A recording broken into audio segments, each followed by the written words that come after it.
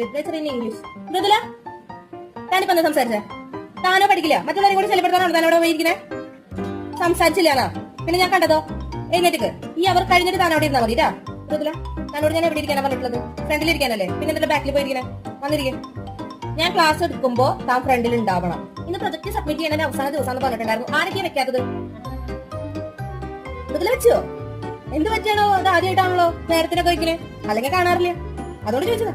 ഹരിത, define marginalisation. താനിരിക്കും. Mridula, താൻ പറയും. എന്നെ ക്ലാസ്സിൽ ശ്രദ്ധിക്കണമെന്ന് ഞാനൊന്നും അറിയട്ടെ. പറയും, താൻ പറയും. എന്താ അറിയില്ലേ? പിന്നെ താനൊക്കെ എന്തിനാ ക്ലാസ്സിൽ വരുന്നത്?